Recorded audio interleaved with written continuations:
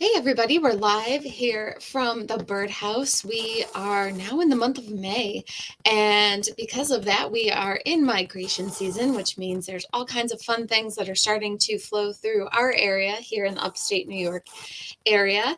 As always, we love to know what kind of things you are seeing. You can throw those in the comments. If you have any questions, definitely let us know, and we'll share some of your photos today that you guys have been sending in.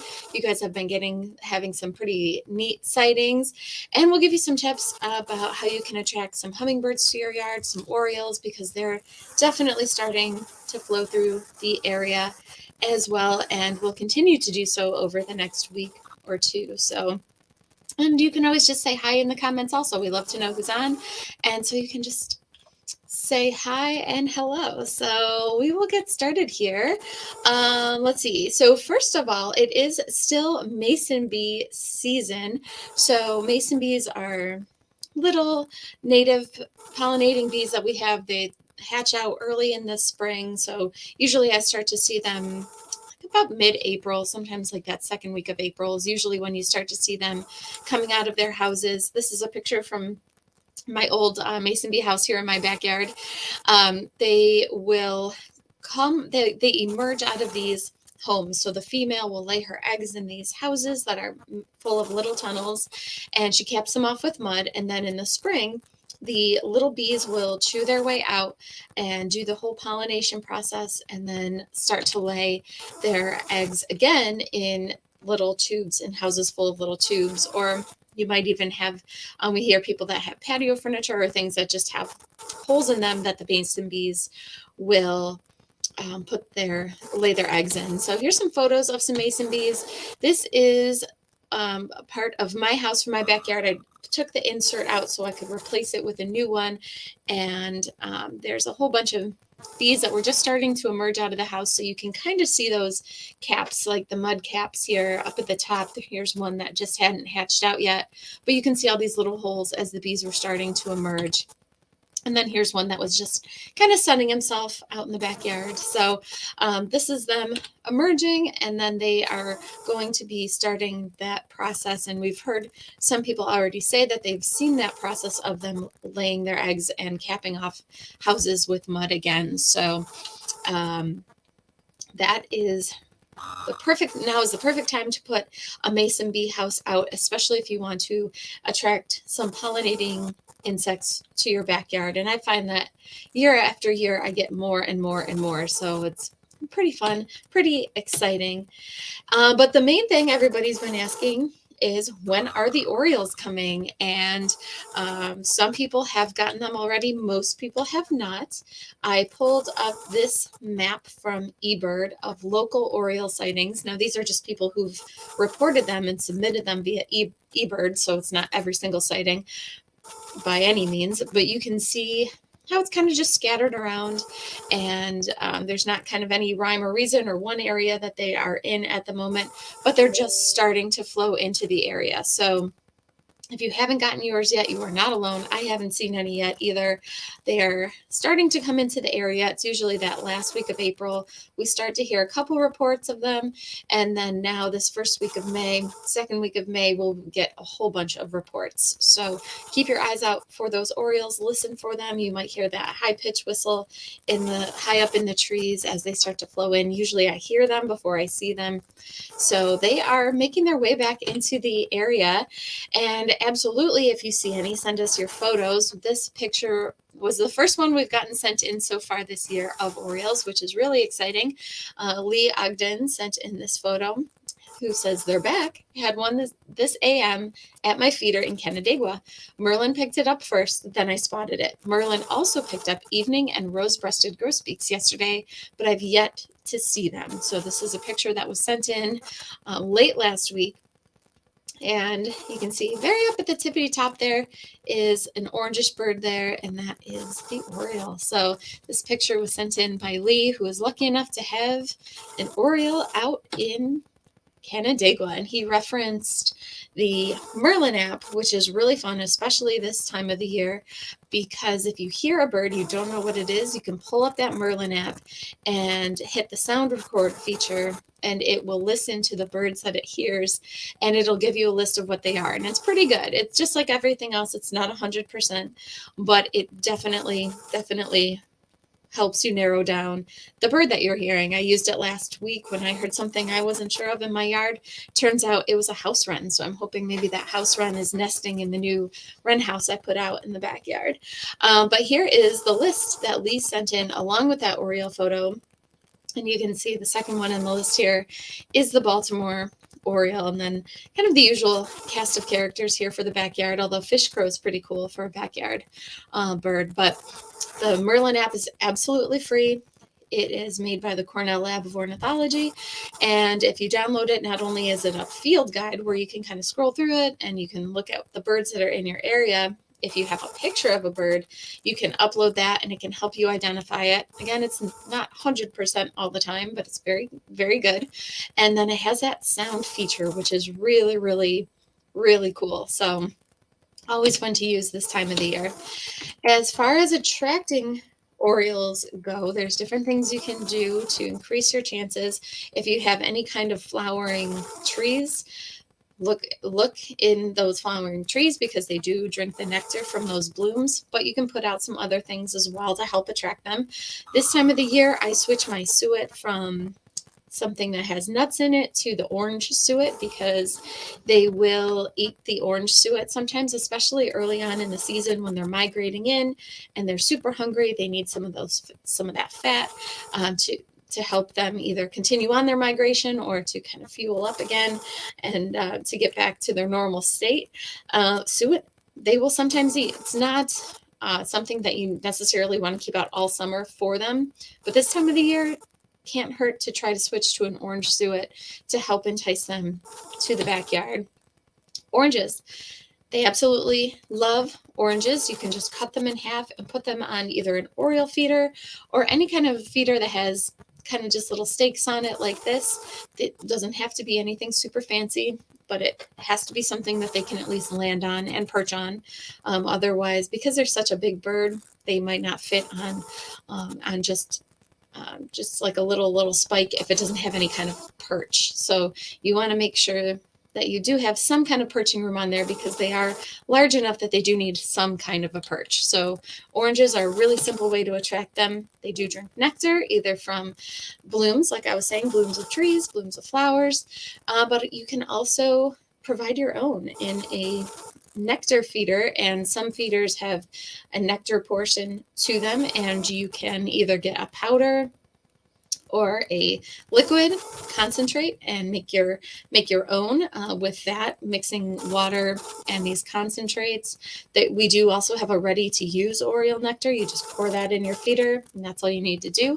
You can make your own using sugar and water also. So the recipe for Oriole nectar is 1 part just white granulated sugar to 5 parts water. So you want to just boil that water, add the sugar, and mix it up, let it cool, and you can put it in your feeder. So you don't want to use any dyes or anything like that. It's just not known if the dyes can harm the birds in any way, and they don't need it. So the nectar can be totally clear. That's perfectly fine. And we hear all the time that Orioles try to come to people's hummingbird feeders. So if you don't want to do 2 different types of nectar, I would suggest just making up your hummingbird nectar, which is a little sweeter than the Oriole nectar. That's 1 part sugar to 4 parts water, and just provide the Orioles with that because they're not super picky. But the one thing that really brings them in more so than anything else is going to be the jelly, and they love grape jelly. We sell something called birdberry jelly, which is super popular, and that is a mix of grape and blackberry that they absolutely love.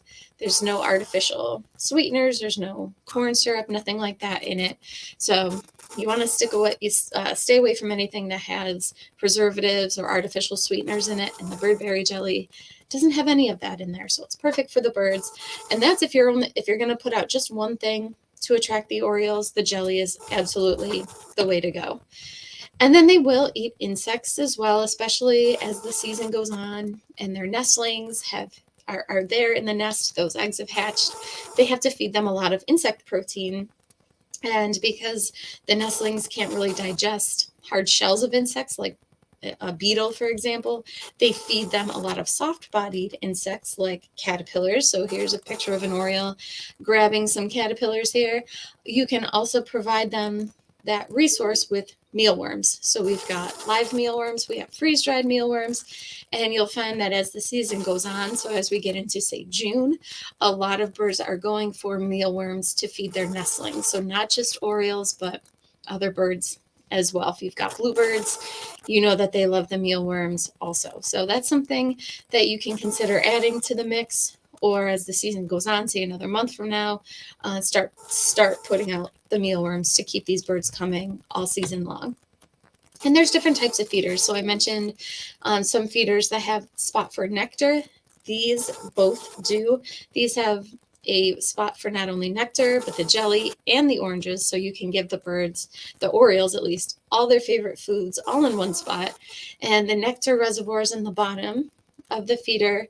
And then along the top are little spots for the jelly. And then there's stakes for oranges on both of these feeders as well.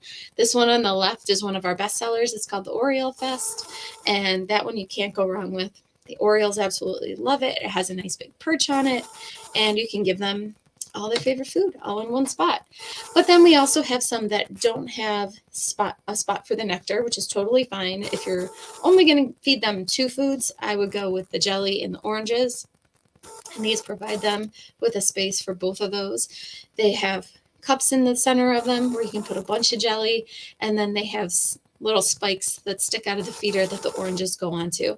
These both have weather guards on them as well, which are pretty popular with people. You might want to consider adding a weather guard if we have rainy weather, which we've been having and will continue to have this week, at least here where we are.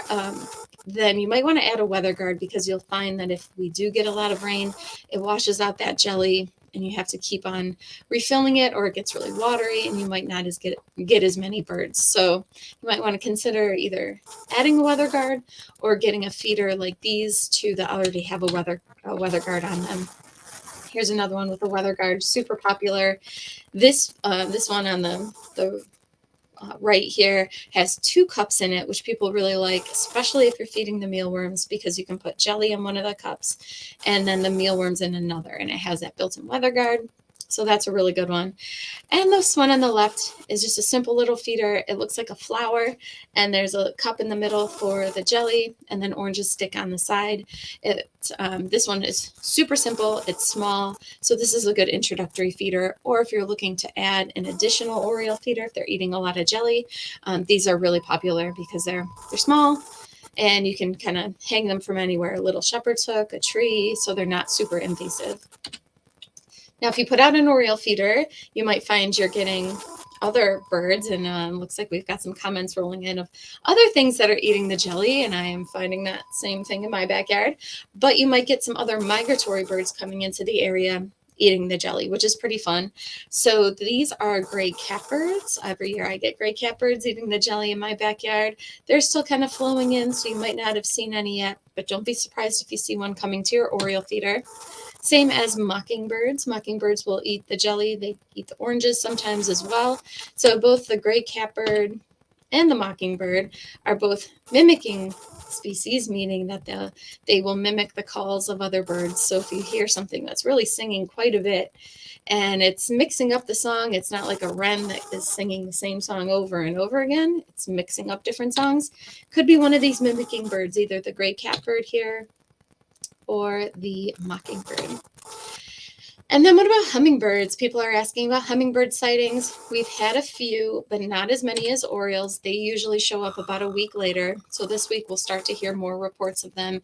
Usually in our area, in the upstate New York area, people say they see their first hummingbird anywhere between the 3rd and the 5th or 7th of May. So this week is when they really start to flow in. And then come Mother's Day, around that time is when they really, really start to come in much larger numbers. So I pulled up this map of eBird, just like I had the one of the Orioles before that was more pinpointed to our area.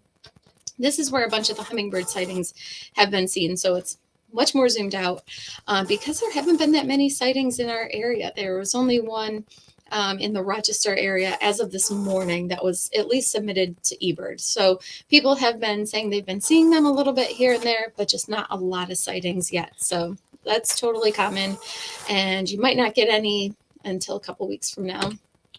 Then there's always feeder accessories that you can add to your hummingbird feeder or Oriole feeders. I talked about weather guards, and here is just a little dome that you can add on top of an existing feeder you might already have.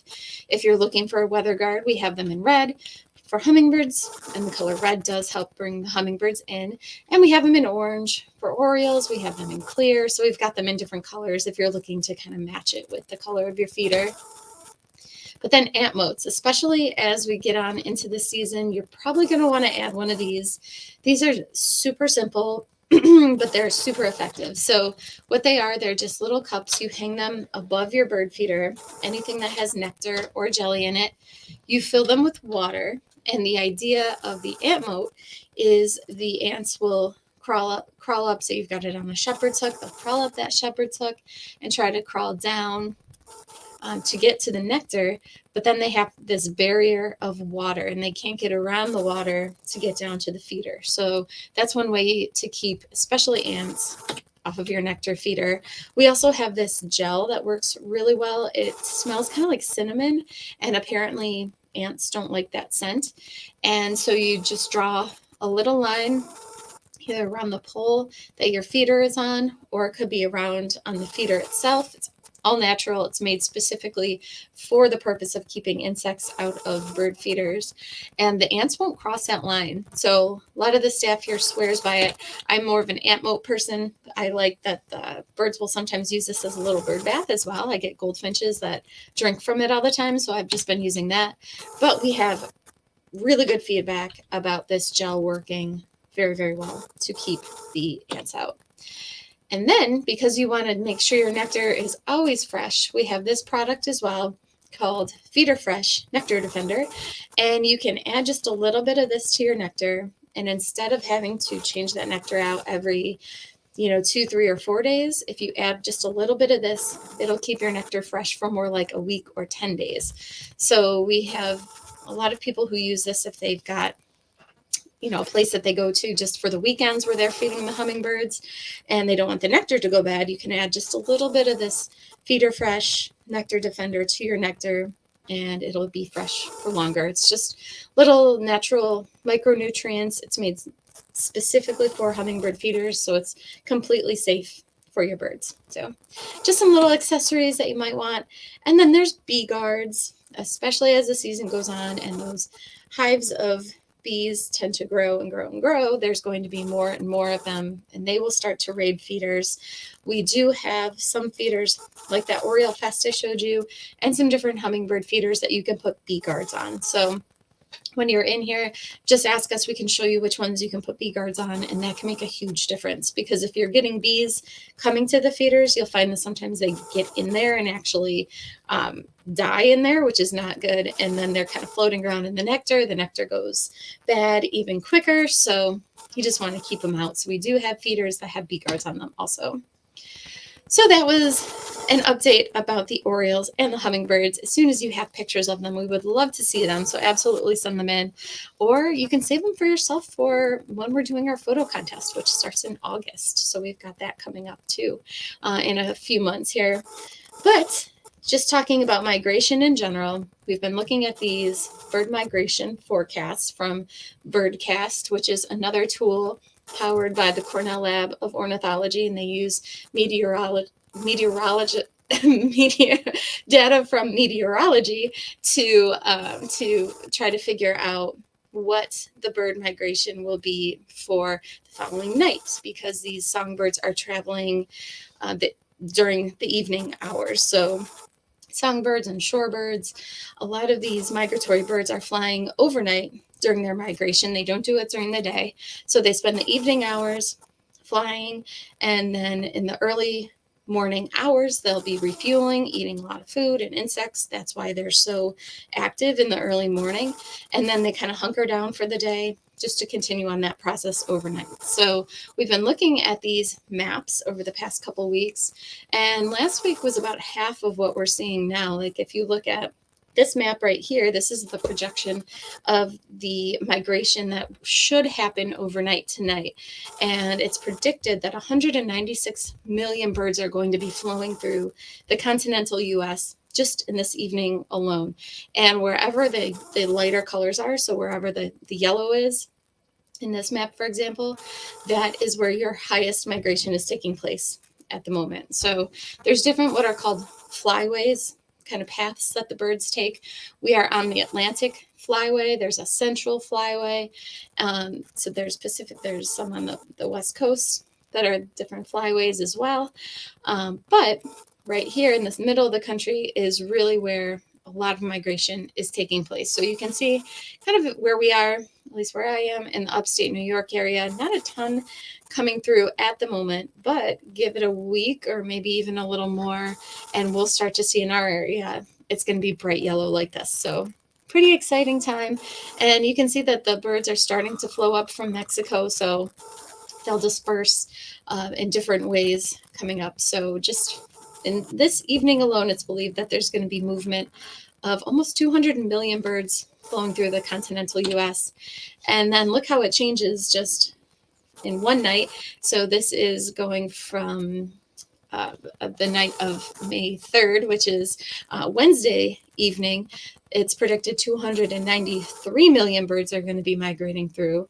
And then going into the night of May 4th, which is Thursday night, 403 million birds. So it's going to double what we're going to see this evening. So just in a couple days, it can really, really make a huge impact just waiting a couple days. So those of you who haven't seen any Orioles or hummingbirds yet, don't be worried, because look at this migration that's just starting to flow through the US, and we won't see some of that activity for a little bit. So it's definitely happening though, and every night there's more and more and more. So give it a week or so. If you haven't seen anything yet, it's totally common. You'll start to see things soon. So pretty cool thing to look at. You can always pull this up on your own. This is called Birdcast, and it is provided by the Cornell Lab of Ornithology. But getting back to some of your sightings, you guys have been providing us with updates on things. Bluebirds are definitely in that nesting phase of the season. They can have anywhere between 2 and 3 broods a year. And you guys have been reporting them going inside houses, laying eggs. Those eggs have been hatching, and there's nestlings. This photo was sent in, maybe a week and a half, 2 weeks ago, by Bob, who said final bluebird egg count is 4 and mama is incubating quite a bit now. Well, he sent an update and he said, I can see 3 baby bluebirds. Not sure if the 4th egg was viable. Could be a 4th baby buried in there somewhere. And he sent in this video, which I can play for you here, of the babies.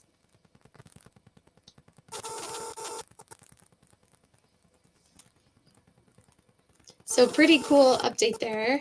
Let's see if I can play it again, of the baby birds. And you can see just when they're born, they're blind. They barely have any feathers. They've got a little bit of feathers on the top of their head, but they are very, very helpless. So they are relying on their parents to feed them. So if you see something like this, bluebirds with insects in their bills, that's absolutely what they're doing. They are grabbing big billfuls of insects in order to feed those babies, because it only takes a couple weeks or so until those babies are out into the world, and then the parents are starting on another round, or another clutch, if you will, of eggs. So pretty exciting stuff. So that was an update that Bob sent in. And as far as birds to look for that might be flowing into your backyard especially, we've got quite a few for you to be on the lookout for. This was sent in again around the same time as those bluebird eggs by Bob, but more people have been reporting this bird. This is called an eastern towhee, and he says not great shots, but it was dusk and he wasn't close by, but the eastern towhees are here. I heard him and then had to search around the area until I found him. He was sitting on a branch and singing away. So this is a type of sparrow. You might see them on your bird feeders. You're most likely to see them kind of underneath, kind of hopping around and maybe picking up some of the stuff that's been thrown on the ground, but they The males are going to be darker than the females. So this almost looks like a male to me with the dark head, with the black head. They've got those chestnut sides and they've got a white breast. And then the females are more of a brownish colored head. They're not as dark as this male is. But some other birds to be out on the lookout for once the Orioles start flowing in. That's around the same time we start to see rose-breasted grosbeak. So keep an eye out for these. These are birds that will come right to your bird feeders. You're not likely to see them on the ground, but you're likely to see them perched on the feeders themselves, especially if you've got something with perches large enough for cardinals, because they are in that same family. They're big like a cardinal is, and you can see they've got that big bill like a cardinal does. They're very, very closely related. So they eat the same kind of things. They come to the same feeders. They love sunflower seed. They love the safflower seed. So anything with a lot of perching room is ideal for them. So trays, a big, an open tray feeder or a tube feeder with large perches is perfect for rose-breasted grosbeak. And there's been scattered reports, not nearly as common as the rose-breasted grosbeak will be, but evening grosbeak. So they're on the move also. You never know, you might just see one of them around as well. I've seen some varied reports of them around and people posting photos online of them in the New York area as well. So this is an evening grosbeak. And then some other birds to be on the lookout for. Chipping sparrows are back in the area. These are little guys you'll see hopping around on the ground. They have a chestnut colored cap on the top of their head. They're going to be small, in between, I would say, chickadee and house sparrow size. And they've got that black line that goes through their eye. So chipping sparrows back in the area. I had one of these guys in my backyard hopping around on the ground yesterday, very briefly, too briefly for me to take a picture, but this is a white-throated sparrow. And most of the time you can see that bright white patch that's underneath their chin or by their throat. And they will have this yellow kind of patch above their eye and between their eye and their bill. So these you might see hopping on the ground. They're most likely to be on the ground around your feeders. And they look very similar to this guy, which you can also find on the ground, the white-crowned sparrow. White-crowned sparrows, though, are going to be pretty big. They're significantly bigger than the white-throated sparrow, and they're very gray. The white-throated sparrow are pretty brown in color. They've got the yellow patch in between their eye and bill, and a white throat, whereas the white-crowned sparrow, they're very overall gray. They don't have that bright white patch on their throat. There's no yellow in between their eye and their bill, and their coloration on the top of their head is quite striking. They're black and white. So a really neat bird you might see hopping around underneath your feeder. And if you're looking at the trees, you might see some little things starting to hop around. There's been a lot of reports of these guys. This is a ruby-crowned kinglet, and I think I had a few of them hopping around in my trees last week too, but they were moving so fast I couldn't get a good look at them through my binoculars. But this is a ruby-crowned kinglet, and you don't always see that ruby patch on the top of their head, just depending on the angle you're looking at it, or if they don't have it flared out, you just might not even see that ruby crown. But there's been a lot of them reported. So if you're seeing something small hopping around in your tree, could very well be a ruby crown kinglet, although there's also warblers starting to roll in, which is pretty exciting. And I'll show you some photos of them as well. But here's a really good photo sent in by Mark J of the ruby crown kinglet with that patch on the top of its head flared up. So they will do this, to attract a mate, to establish their territory, to say, leave me alone. So you might be lucky enough to actually see it flared out like this. But a lot of the time, they're just kind of hopping around in the trees and bushes really, really quick. So you might not see that. But ruby crown kinglets, lots of them are around. Then it's starting to become warbler time, which is really exciting. We'll have, 30 plus species of warblers that flow through the area, including these. These are some of the early migrants, the pine warbler, which is a yellowish colored warbler with those two pretty distinct what are called wing bars on the side of its body there. So here's a few pictures here of pine warblers sent in by Mark J, who saw them at Mendon Ponds. Also, some others to be on the lookout for: palm warbler, which is a generally kind of yellowish wash type of warbler with a chestnut colored cap on the top of its head. So a couple of photos of those. sent in here by Mark as well. And then one of the more common ones you're likely to see is the yellow rumped warbler.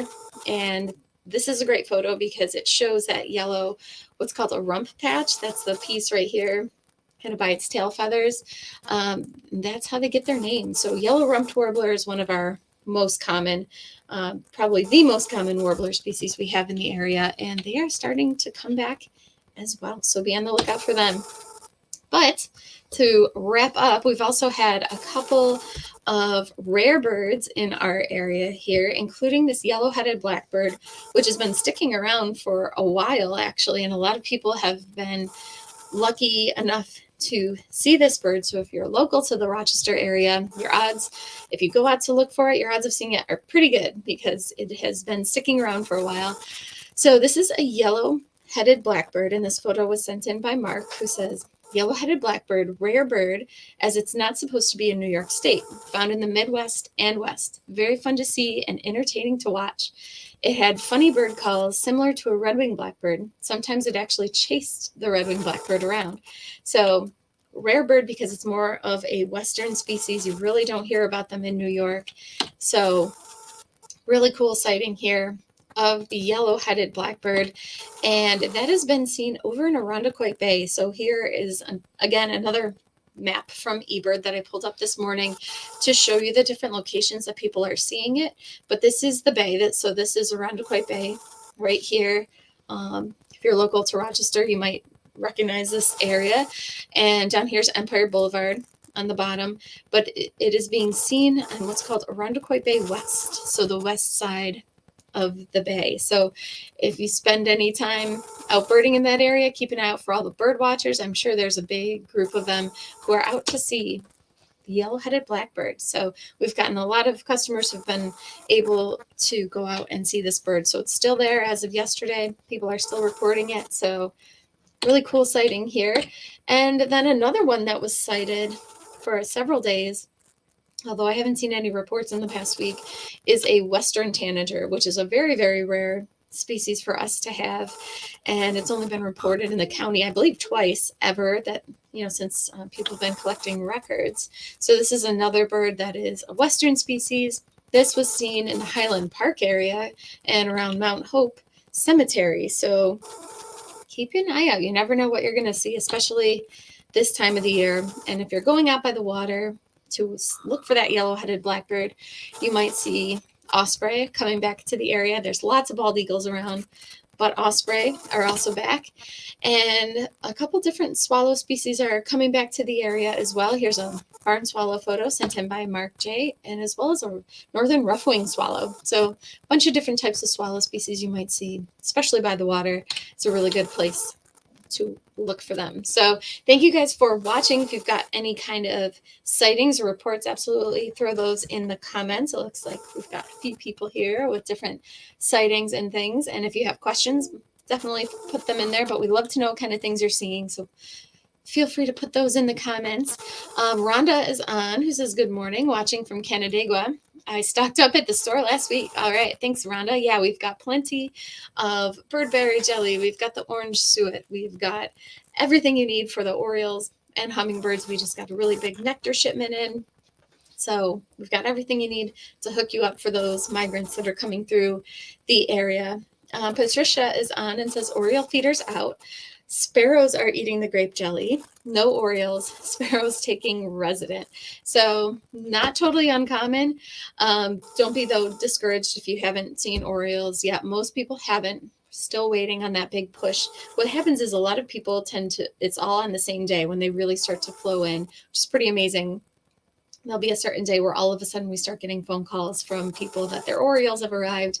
That day has not come yet where we get that just wave of people who are seeing them. So you're not alone.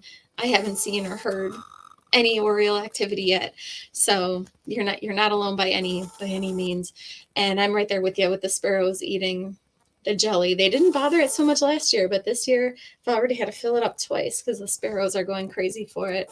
And including the house finches have been eating it. Last year I had a cardinal eating it. So you never know what's going to love the jelly. Bob is on, who had the video of the bluebirds. And Bob says, saw my first warbler yesterday, a Nashville warbler. Sadly, I've had a Cooper's hawk who has been very successful lately in capturing prey. No more food is being put out until they move on to new hunting grounds. I don't blame you. On a good note, Mom and Dad Bluebird have been feeding the babies quite a bit. All right, so sounds like those two bluebirds are feeding the young that are in that video that Bob sent in. Kevin says, haven't had any Orioles yet. I'm from upstate New York in the Fulton, Oswego area. Yep, a lot of people are right there with you, Kevin, but we are anxiously waiting. They should be here anytime soon. Patricia says, sparrows taking up resident in my 4 bluebird houses.